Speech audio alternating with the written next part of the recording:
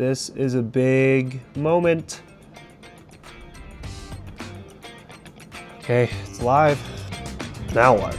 Yep, that's me. And I quit my job to chase my dream of being a full-time YouTuber. And I have no plan B, so if this doesn't work out, I just might go broke. All right, so it's like the day after I posted my first video, and I want to show you guys something so cool. 23 new subscribers. Bro, and look at all these comments, man. Like, you guys are so nice. Like, there's so many. Like, thank you so much, man. Like, it's actually so encouraging. It actually means so much to me. But we're just getting started. Here's the thing though, I can't just sit here in this room and then record 100 videos and not do anything with my life. So we're going to Boston.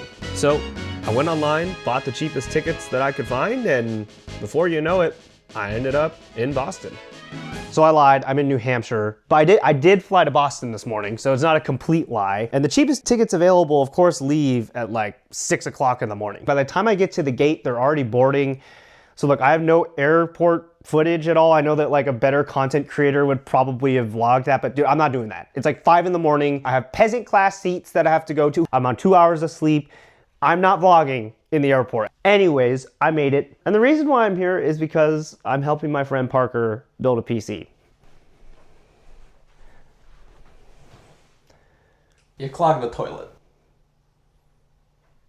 Yeah, cut that out. So in terms of who Parker is, I've known him for over half of my life. We went to middle school together, high school together, college together, and even post-college with him moving, we kept up. Also, we had to get a screwdriver. Look at this, he didn't have a screwdriver. He had these 2 fake screwdrivers. So anyways, with that acquired, I just wanted to do something nice. I've built PCs, so I figure I would help him out.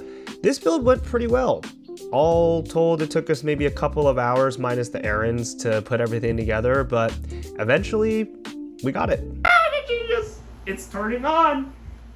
It's turning on!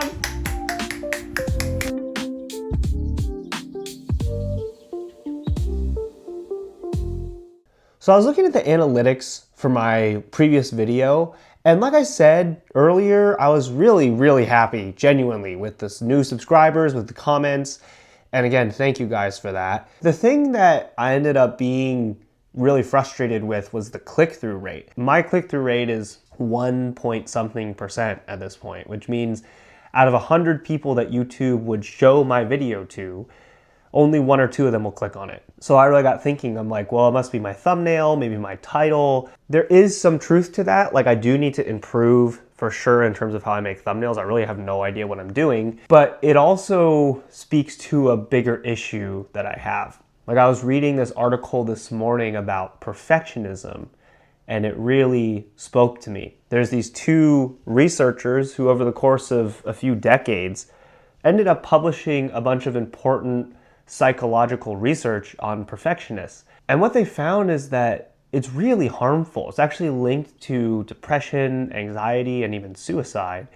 And the article really started to speak to me as someone who's struggled with all kinds of mental health issues. What I'm trying to do is find that balance between, yes, I want to improve, I want to grow in terms of my skills as a content creator, but I also don't want to feel like I have to be perfect to be acceptable. So it's a bit of an open question in terms of how that's gonna end up, I guess. Okay, so we're on the way to the beach, but this like engine light thing came on, and there were more lights a second ago too. Hold on. Yeah, we have no idea how to fix that because we're like not like car people, so yeah, we're just gonna see what happens there. So yeah, the car's messed up. So now we're on the side of the road in Maine. Parker's calling roadside assistance, so hopefully we'll get that sorted out. So apparently Parker has some Pokemon cards that he wants to open. This is basically just like glorified gambling, by the way, but you know, we're gonna do it. I got a Black Bolt ETB at retail. Let's bust this open, baby. You got a what? You know what? Never mind. Dark Energy, ooh, little hollow. Timber. Mana.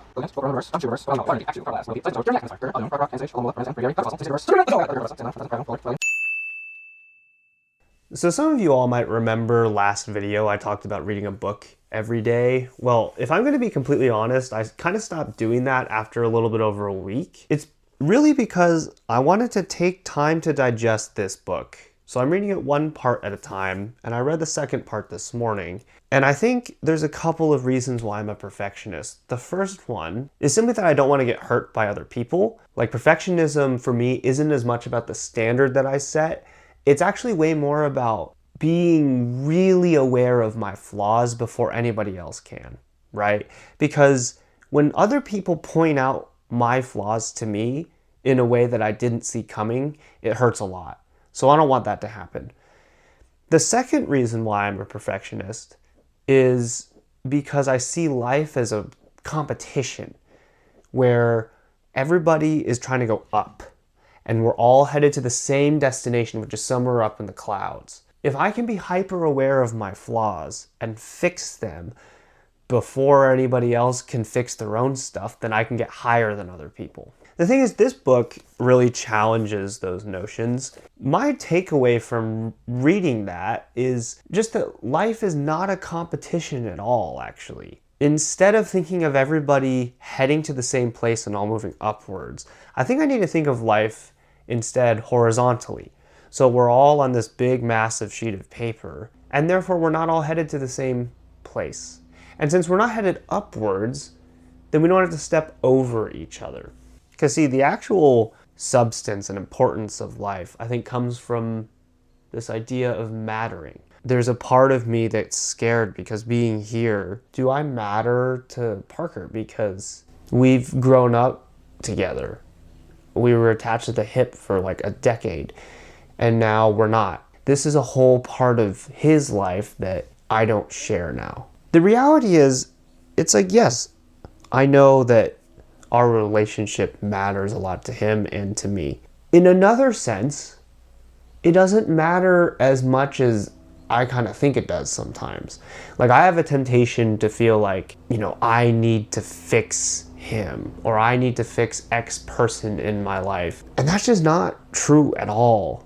Like, I don't matter so much to Parker that I'm determining his path that he's on in life. So it's this dichotomy of, I really do matter to him as a person, but I don't matter in the sense that I can't save him. And to that end, with content creation, I've been so nervous about being perfect, but it's because I don't want to get hurt.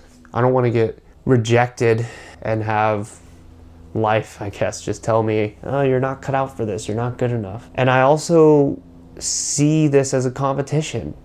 I get jealous when other creators blow up really fast or are super successful, more successful than me by views or money or likes or whatever it is. I do want to continue to grow and learn, but at the same time, I don't want to be crippled by my perfectionism. I don't know where my destination is, but I'm trying to do the best with what I have now. And I know that this channel and the work that I'm doing matters to me at the very least, because it's a personal expression and possibly matters to other people. But it doesn't matter so much that other people's life hinges on it. And you know what? Mine doesn't either. If this channel doesn't succeed, and it's because I just, maybe I'm talking too long in this video. Maybe my thumbnail isn't too good enough in this video. And maybe it's like that for the next 100 videos and then I run out of money and I have to do a normal job. Well, that just means that YouTuber is not my long-term destination. It's not where I was headed, even if it seems like that's where I was headed for a while. This work does not matter so much that it determines my whole life path. It doesn't matter that much, even though it does matter. But ultimately, it's not about the things that we do with our lives, is it? It's about the people that we're closest to. Because those are the people who remind us that we don't need to perform to be perfect, to predict every flaw that we have. And they're the people who don't need us to be impressive, but instead just need us to be present with them. The people who, in all our imperfections, mistakes, love us all the same. And they remind us that, well, they may not need us to live their own lives. To them, we really, truly matter.